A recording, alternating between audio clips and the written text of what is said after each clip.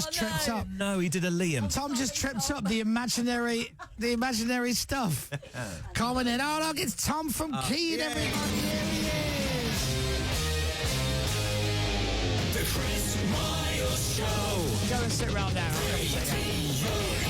And we're bringing him. Sorry, you're in live because I don't want to run out of time with you. Morning, sir. Morning. Now, I don't know what it is. But not everyone does it. But there's weirdly a weird thing in the floor where people trip up over it. You'll go out when you finish and you'll look. There's nothing there. I've done it. Liam Gallagher's done it. You guys got this window put in just so you can watch people doing their pratfalls. Some of the greatest rock stars of all time have stumbled over that. And me. No, come on now. How are you? Let me shake your hand. I'm all right, yeah. You look so well. You do. You look really well. Oh, come on now. Not on the inside, I have to say. What do you mean? I play a lot of football to try and keep myself fit. Good. And I noticed over the last couple of years that I can't get down to do the laces up on my right foot. Oh, no.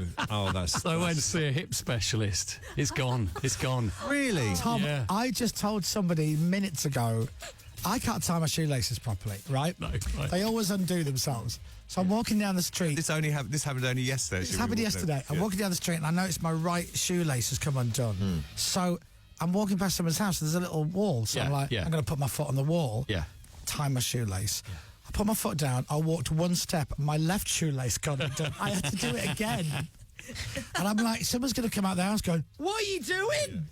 Like I was doing a weird can. Yeah. But you look good. But we're not as young as we used to be. We're in our 30s now. Yes, correct. Yeah. So the body's starting to, feel it a little bit. Yeah. Yeah. How often are you playing football? Twice a week. Oh, if I can. Lord. What, five-a-side or? Yeah, got a little five-a-side game in my local town. It's a killer, isn't it, five-a-side? It's brilliant. Oh. It's brilliant. I love it. It's just a good laugh, really. Are you an Ipswich Town fan? Sort of, yeah. Okay, all right. Yeah. I thought I read that about you. Yeah. Do you have a team? No, well, Ipswich Town is my team. Oh, okay. Well, no, that's Yeah. good. They're doing all right at the moment. Brilliantly. Very well. Flying high. You really are. I mean, I just don't really follow it anymore, if I'm being honest. But ironically, this is the time, It's the time. to be an Ipswich Town season ticket holder because you guys are on fire playing some great football. Yeah. Apart from when Leeds United played you. Oh, yes. Which I couldn't believe, to be quite honest. I thought we were going to get absolute drubbing. So, everything is good. Yes, Family are well. they are. Yep. This summer holidays has felt almost infinite, Yeah. I have to say. It's 5 weeks too long, isn't it?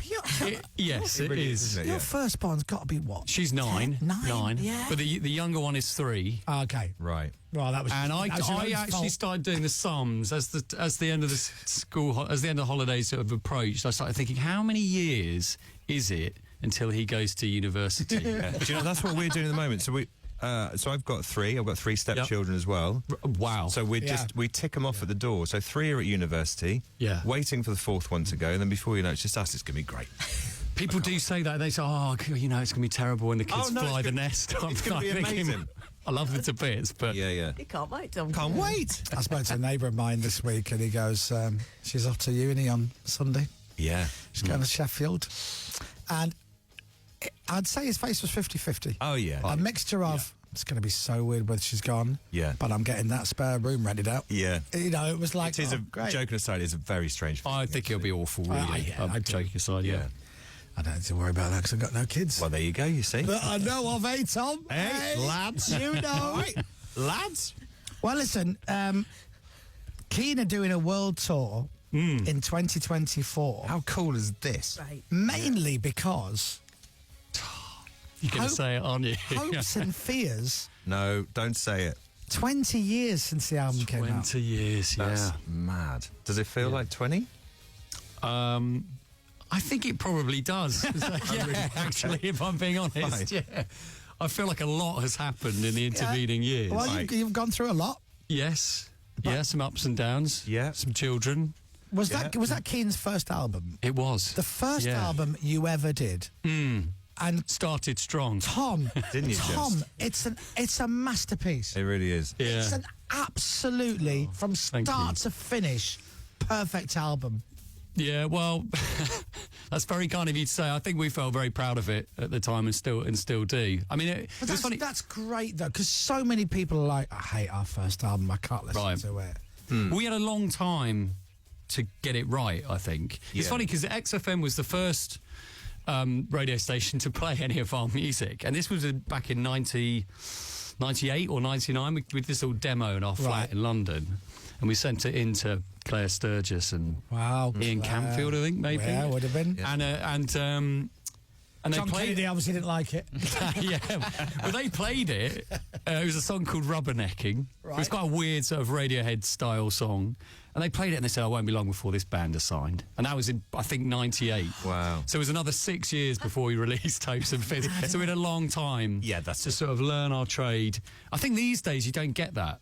Because you can just so instant, you can make music so easily on a computer now, and you can get it out there so easily. But I think we had to really kind of learn our trade and really craft our songs. Did you work for a publishing company? Is that true? Tim and I worked for a publishing company called Dorling Kindersley for a while. Yeah, that's just down the road. And did you sign with them? You could have got a great deal. We could have done. We know people. They did kids' books. Different publishing. Yeah, it wasn't not that kind of. It wasn't a music publishing company. Actually, that was a shame. To be fair. Yeah. And is it true? So the band that became Keen, they existed without you. Is that right? And then you. Well, kind I've of. done a terrible job of research on this. I've not got one thing right. And you're a Sunderland fan, yeah? Yeah. Right. You're born in Scotland. I mean, Tim and I grew. I mean, Tim's mum and dad are my godparents. Right. Lovely. So we're kind of almost like brothers, really. Yeah. We grew up in the same town. He's a bit older than I am, and Tim and Richard and a guy called Dominic. They had this band at school. Yeah. But they were older than me, and they were kind of slightly cooler, if that's possible. Whoa. Wow.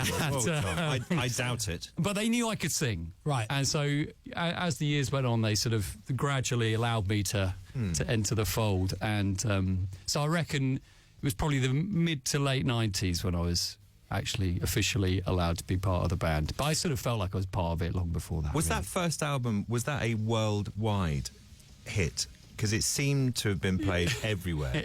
I think it probably was, really. I mean, it certainly took us worldwide. So yeah. And we had, at the time, we had a lot of support from Jimmy Iovine. He ran Interscope in America. Yeah. And he loved the record. I mean, he would take private jets to come and see us play these tiny clubs in DC and stuff. And so he really loved it. And he was a real champion of the album. Yeah. And so it did well in America. We did SNL, and it was they were very happy times in lots of ways. Yeah, but that doesn't happen and I always say this because, what are the chances? There are so many bands, and regardless of whether you're any good or not, that fickle finger of fate that says yes to you, no to you, no to you, yes to you. There's little or no control over that, and to form a band with your mates and then get to a point where you've got this album out and you're like, right, let's see what's going to happen. You can sign an amazing record deal and have all the time in the world to produce an album that's brilliant and put it out there, and it just doesn't hit. People don't buy it, they don't know about it. So then to have phenomenal success with it, it's the dream, right? It really is the dream. It's the dream. Yeah. And it happened. It did happen. Yeah, it was glorious in a way. I mean, I think the only thing that the sort of downside of it was, I think, even though we dreamt big, I don't think any of us really imagined what that was going to feel like or be like. Sure. Yeah. And so, of course, inevitably, we unravelled in our own special way. It's not surprising, though, is it? Yeah. But you should. You're not given any training to not unravel, are you? So no, exactly. Yeah. Exactly. I mean, it's interesting because I remember we did a lot of gigs with Coldplay sort of in London before either band got signed. But you could always tell from Chris that he had to, there was this funny, like this little extra part of him, and you thought, he's going to be all right. He's going to manage it, And it's sort of, I think that's sort of mostly been shown to be true, hasn't it? I suppose pretty much. But I think he was ready for it, whereas I feel like we just weren't. Yeah. But I don't think anybody's ready for it, really. And bands like Coldplay are the exception to the exception to the exception to the rule. I mean, that's people will hate me for this, but they're up with Rolling Stones. They're up with bands that they can go forever now. Coldplay, and obviously when you have a big album, your first big album, the pressure is on, and arguably you're never going to hit that mark ever again. No. Which I can only imagine is so frustrating at the time, but now. Oh, it's a relief. You've got... Yes, exactly. You can be keen forever because people go, oh, I know that. Oh, I love them. Or who they did that. I love that song. Yeah. Which other bands would dream of. Well, especially because Somewhere Only We Know seems to be the gift that keeps on giving. Yeah, I mean, that doesn't song it? just... I mean, so because it was in... The it was in Beef. Christmas It was ad. the John Lewis Christmas ad. Yeah. It was in Ted Lasso, I heard the other day. It just keeps coming back. And I think it sort of also became a kind of sort of bed for TikTok videos. Right. Asia and stuff. There you That's go. the one. So suddenly our listenership in sort of Indonesia and suddenly it's kind of gone through the roof. Yeah, it's mad, isn't it? So And that you'll song probably just- make 10, 20 quid from the plays on We TikTok. might just, Yeah. Now we've hit 1 billion streams, I might get 100 quid through the place. You never know. If you're lucky. Who did you write together? Is that... No, well, it was interesting because when we started out as a band, we all of us kind of wrote songs and contributed. It was a bit of a mess, to be honest. We didn't really know what we were doing, and like all of us would sing, and we'd all sing our own songs, and it was very disjointed. But I think over the course of those sort of 6 years that we were saying, about sort of 98 to 2004, we really worked out what our roles were, what we were good at, and Tim. His writing just got better and better and better in a way that mine didn't. But at the same time, my voice kind of got better and better. And then our guitarist left, so we were forced to sort of use this kind of unusual sound with the piano. Yeah. Sort of using the piano like a guitar. And it sort of suddenly the whole thing sort of made sense around that time. Was it an awkward moment, Tom, when you had to say, guys, I think my voice is actually going to be the best runner? Who made that decision? I think after we'd started doing demos, it sort of became clear. Yeah. I think we all know who's the best singer, don't we? So only we know. I said, I'll have a crack at it. Yeah. Let me have a go. Listen to me. This is how we do it. Here's another question then. Yep. Whose band is it? Whose band is it? This feels like a kind of a question you might ask Liam and Noel. Right. Do you know what I mean? It's one of the, it's Liam's band, isn't it? Because no, Noel's band. Do you think? Oh, what? Oh, yeah. I thought Noel joined Oasis. I thought that was... Yeah, Liam, they had the band first, didn't they? And then Noel joined them, I guess. suppose, technically. Super sub. U2 is Larry's band, Larry Mullen It Jr., is, the yeah. drummer. That's his band. Yeah. Well, I don't know with Keane. It's Dominic, our guitarist. He left the band in 2001. Let's text It's his him. band. Let's text him. Let's See if he blame goes, him. oh, no, it's still mine. Still very much It's fine. still mine. I may not live there anymore, but it's blooming well mine, son. Yeah. I think it's brilliant. But then you don't need to. You don't need to do it that way. So the writing side of things. Do you split that, or do you? How does that work? What in terms of? So Coldplay. Yeah. It's 2020, Yeah. 2040. Yeah. Right. And Chris takes the 40. Does he? Yeah. Interesting. Yeah. I don't think I want to bore people with those kind of Well, details. no, I want to make sure you're getting your fair cut. Yeah, Tom. Well, put it this way: we all make don't want our them- I special don't- contributions, and we all do all right out of I it. don't want him to Gary Kemp Spandau Ballet you. Do you know what I mean? Yeah. You're like, oh, you get all the ratings, yeah. I thought. Do you know, I always thought Coldplay was a quarter split each. No, it's not. Is it not? I think live, Right. all that is shared. think he but I said think on when that- it comes to writing, You went Howard Stern and said that, didn't Yeah. you? I've seen Did that he? video, it's yeah. 2020, 2040. Yeah. Mind you, I mean, I think they give like 10 or 20% of everything they own to charity. Pretty don't much. they? Do they, though? I've never seen the receipts, Tom. Morning, Chris Martin and the boys. Chris is suddenly going, I think I'll put Radio X on. I've not listened Yeah. to Moyles for a long time. Just as that's happening. So, Your tour Yes. dates, Yeah. look at them. let's talk about Playing this. everywhere. We are. Yes. Pretty We're much. starting in Mexico City. Nice quiet gig to start with. Yeah. And I know one thing I was going to say is that your listenership of Latin American fans Oh, huge. probably will have gone up quite a lot this morning because there's a genuine huge love for Keane down in that part of the world. Really? I think we just made the effort to go there a lot over the years. Yeah. But we haven't announced any dates for Latin America yet. Right. But I want to say it now because I know people will be listening. Yeah, go on. They just mustn't lose their minds about it because we keep getting endless tweets and all sorts saying, when are you coming to Latin America? When are you going? Really? Well, come on, Tom. Are you going to go? All in good time.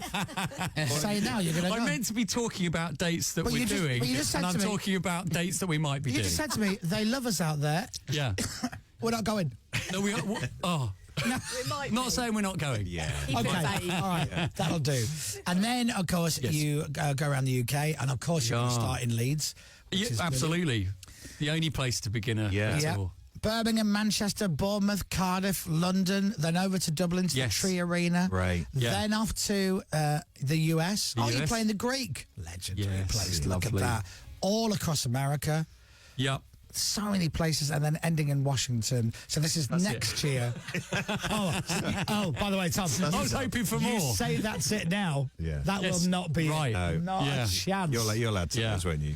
But it's going to be great. I mean, we, especially doing the arenas in the UK, I'm really looking forward to that. Yeah. It's been a while, so it's going to be 20 years. Yeah, we've got the predicament of what to do about how to play the record live. Because I've been to see a few things recently. I saw the Flaming Lips doing Yoshimi, and David Gray doing White Ladder. As in full track the kind order. of anniversary gigs. Yeah. And the problem with Hopes and Fears is that we thought we'd top load it or front load it with all the hits or what we thought might be the hits because we thought we'd just put our best foot forward. So it's going to be quite tricky because the album I think opens with Somewhere Only We Know. Right. Oh, so you don't need to do it in order. Do you not think? No. But I think people like to hear it in order. See, this is the problem. There is something nice about hearing it in order, actually. Yeah. No, I'm trying to help him out here. Oh, sorry. Well, okay. Look, I need some feedback. Yeah. So, it'd be interesting to know. Just said Chris is a no. Play it. Did you originally set it out to tell a story when you put it together? Maybe loosely. I mean, yeah, you definitely spend some time. You spend a lot of time thinking about the tracks. Yeah. I mean, it does end with Bed Shaped, which is a nice sort of ending song. So I've already said, so I feel I'm covered, that the album's a masterpiece. I genuinely mean it. But if you're live, if you're going out on stage, 2, 3, 4, Bend and Break is way better to start a live gig than Somewhere Only We Know. Yeah. I just, it is a predicament. It is, isn't it? Unless you put it all later. No, you play music before you go on stage. Unless, you play at a certain level. Make that Somewhere Only We Know the last track before you walk on stage. Right. Then go out on stage and do Bend and Break, and then you're off. Again. And then as an encore... Yes. Oh, there you are. Right. Just basically put it at the end. Yeah. Instead of the beginning. Or play it twice. But then there's got to be... Do a Chesney. Was there a deluxe version? The Chesney Hawks special, yes. Which one are you going to do? Because I've got the deluxe version here and it's 26 tracks. I think there's 4 versions of Everything's Changing. Well, we should do that. We should do all the different versions of the demo version of Somewhere Only We Know. Exactly. No, I don't think you need to do it in order. You don't think? No, because you're not just going to do those songs, are you? No. You're going to do other songs. I think so, yeah. Shake it up. It'll be a short gig otherwise. Yes. Thanks for coming. 45 minutes, that's your lot. Bye, guys. You'll be home within an hour, guys. Yeah. Don't worry about it. Well, I'm excited. I think that's going to be great. I think it's brilliant. Yeah, it's going to be brilliant. Glad you guys are still going well. And I'm glad you look great, dude. You look really good. Yeah. Don't worry about your legs and your knees and your toes and your arms and your elbows and your neck and your back. It only gets worse. I don't even play football twice a week, and I still make a noise when I get off the sofa. Yeah. I'm glad to hear you've got the same laces issue that I've got. You should go and get your hips looked at. Oh, is it that? Because you have it's balancing with you, isn't it? You're not a great balancer, you've always said. All right, what's the So have you at me? ballet dancer though? No, I'm flat-footed. Leave me alone. Yeah. All right. Sorry. All the best to your family and to the rest of the guys. That's Chris. Everybody go and see Keane live next year. I'll be going. I'm definitely me too. I'm going to have 100%. welcome. Last time I saw you guys would have been Hyde Park a couple of years ago. Oh, okay, yeah. Great gig. Actually, I saw it. You did a nice tweet, actually. Oh, you guys were on fire.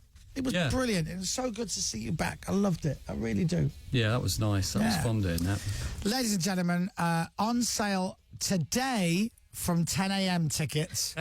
Tom was just about to say it. It was just about to say Today, 10 o'clock. Today, guys. Latham's supporting. What? Latham's are supporting. You know them? Lathams. Yeah, the Lathams. Yeah. Please call them Lathams.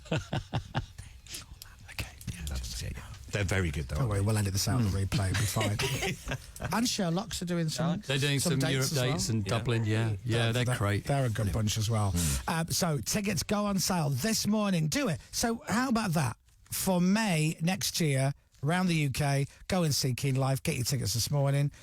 Thank you very much, Tom, for coming in. Yeah. Ladies and gentlemen, Thank you, guys. Tom, everybody! The Chris Moyles Show.